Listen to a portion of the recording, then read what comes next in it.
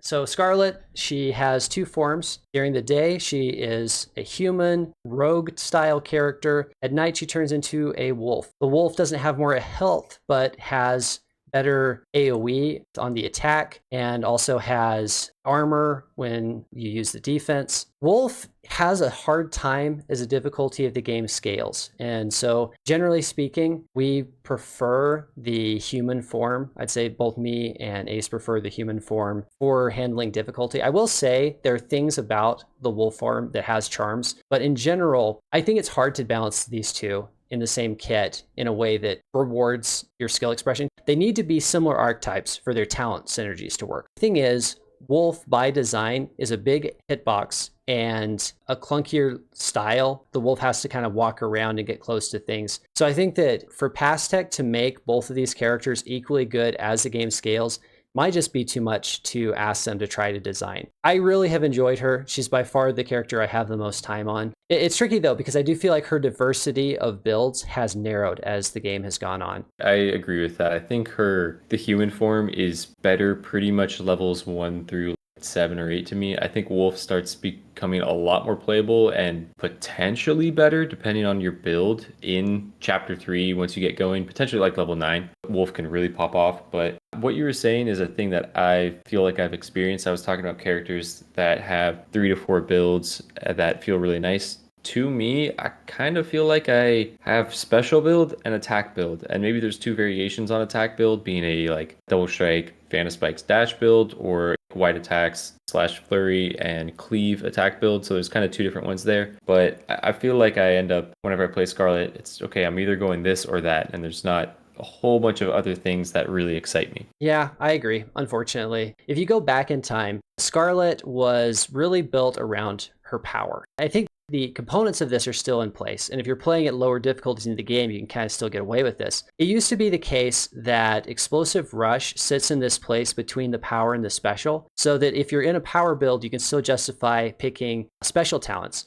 because your Explosive Rush is going to give you the value of the special on your power as well. So I love that for the character because I felt like there's a lot of interesting choices for her to make there. And there's a lot of synergies that didn't become apparent until you had more game knowledge. Let's talk just briefly about the attack build first. So the attack build, she has Fan of Spikes, she has wide attacks, she has double strike. And those are really the core of the build that is the strongest for her because the double strike gives you the combo stack. The dash uses the combo stack as Fan of Spikes. And Fan of Spikes and Double Strike technically do the same damage. The Fan of Spikes do them in independent instances of damage, whereas the Double Strike has all of them smashed together. When you have it fully upgraded, that's 14 times multiplier on your attack damage, on a dash cooldown, and wide attacks just makes it more consistent and helps the problem that an attack build has because you can start to deliver damage from farther away. Now, you might be tempted to say, what about Adrenaline? What about Savagery?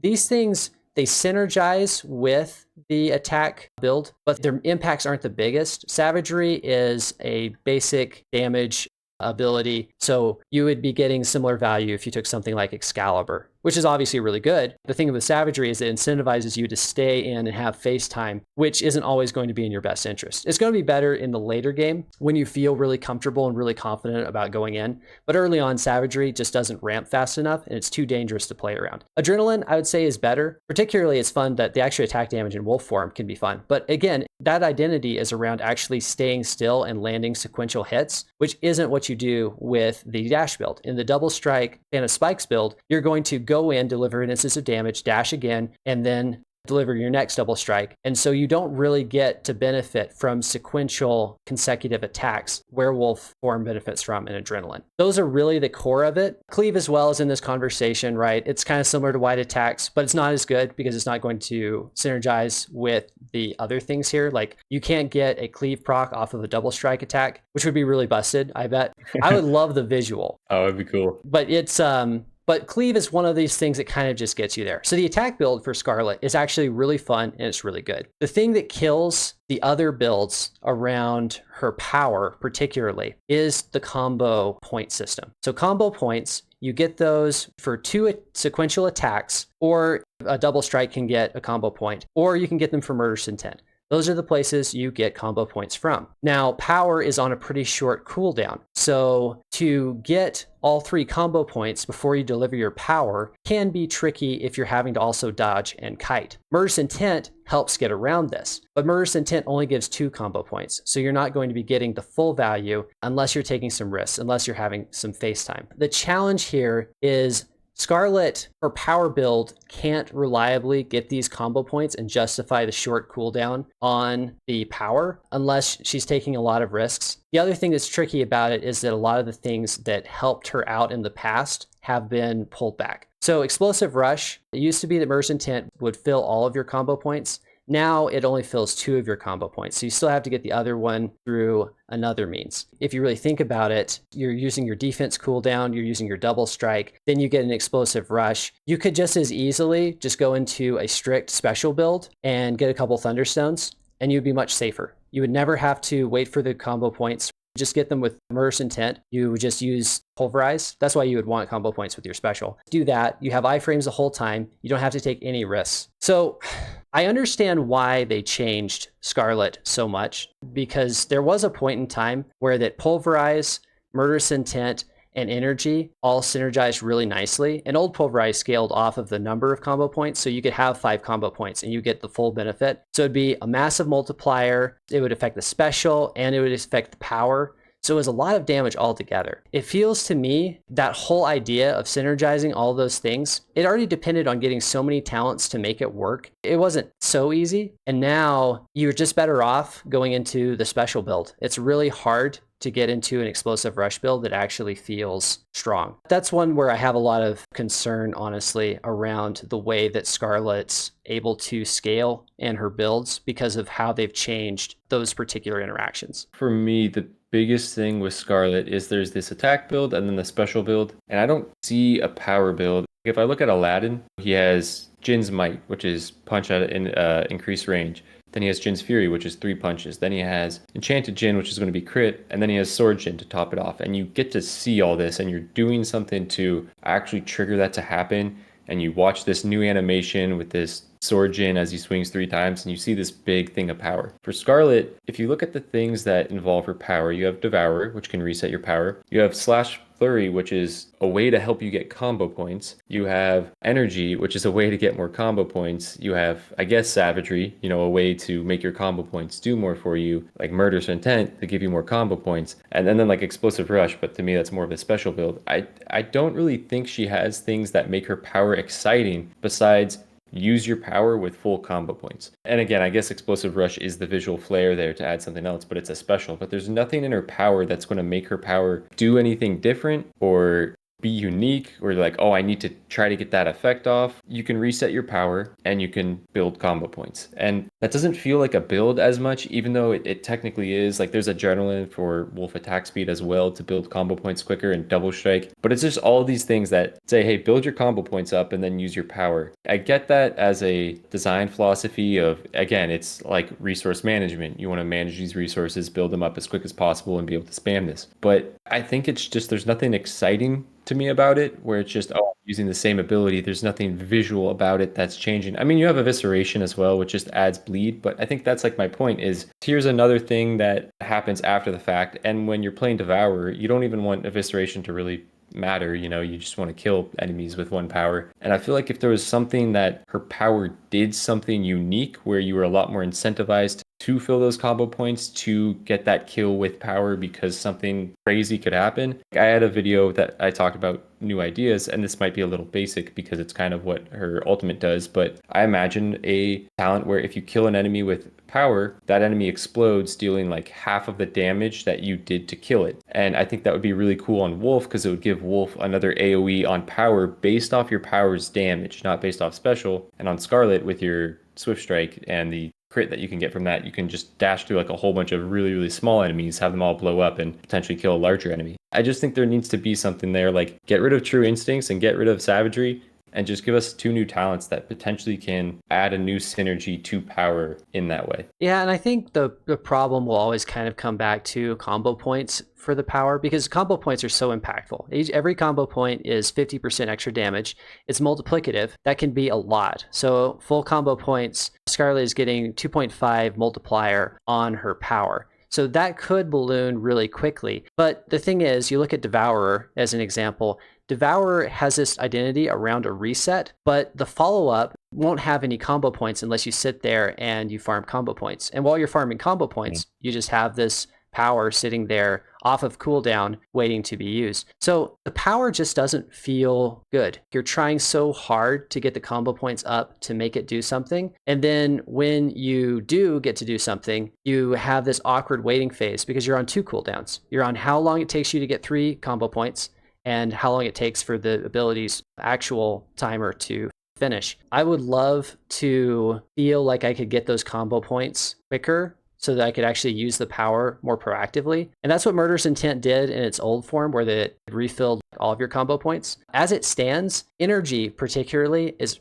really a questionable talent, because when are you ever going to have the luxury of farming up 5 combo points to use with your power? And that's the only place where that you would use them. I mean, it kind of has a synergy with Savagery because you have longer to hold your combo points before you go in for your power. But it's just weird to me that the power cooldown is so short when you have to also factor in the amount of combo points you get per power. And it doesn't make any sense then to have the reset on Devourer. Explosive Rush is cool with your wolf form because it actually goes off before your power connects. So if you are on top of someone, you're in your wolf form, you have 3 combo points in Explosive Rush, and you have Armor Break as well, you will apply vulnerable to the target with your special before your bite connects. That's a really cool thing because it means that a talent that is intended to buff your special can be used as an amplifier for your power, and it all happens in the space of 1 button click. And that's one of those things where that Wolf actually is better than human,